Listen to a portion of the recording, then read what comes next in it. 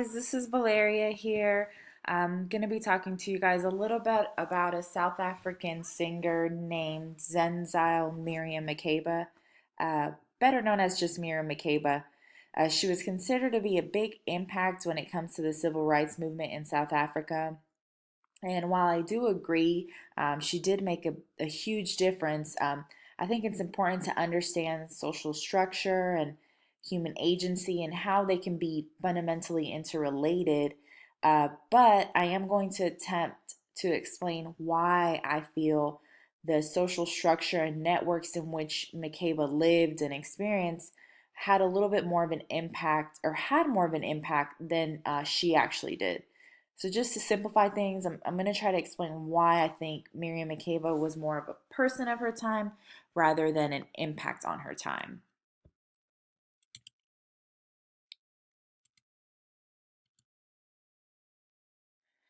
So during the 20th century, apartheid was the social and political system in South Africa. This system institutionalized racial segregation and discrimination. Pretty much it was directed towards the black South African community. They were treated unfairly. There was no schooling or education for black children, so even though Makeba started singing at a really young age, she received very limited musical training, and that's how she later was able to learn the traditional songs of her people. It's XHOSA. I can't pronounce it the way they do, but that's the name of the people, the tribe that she was part of in South Africa. Um, she did reach fame really early, really young. She was just 26 when she became known, and it was because of a movie about apartheid, actually, named "Come Back to Africa." You can see her there on the top right corner. It was in 1959, and she mentions in her autobiography that she only actually played in this movie for 3 minutes. She sang for 3 minutes in the movie, and that movie went on to the Venice Film Festival, and that's how she kind of became known. Her fame just kind of took off from there.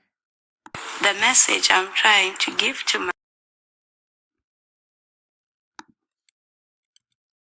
life, the message I'm trying to give to my audience is not one. I am just trying to make them understand me as a person and understand my. So, Miriam Makeba actually, in multiple interviews that she's done, she always describes how her music is just a reflection of, what she experienced in South Africa, what she lived, and everything like that. She was never really trying to, her music, she never really meant for her music to be anything about politics, even though, the media, as always, changed things and made it seem like she was trying to, sing about South Africa and bring awareness to the apartheid issues, and really it was just, just a person who had a rough life and experienced racial segregation and discrimination, and she was just really sharing her experience with the world, not really trying to share anything about politics at all, even though it did come off that way because of the issues going on in South Africa at the time.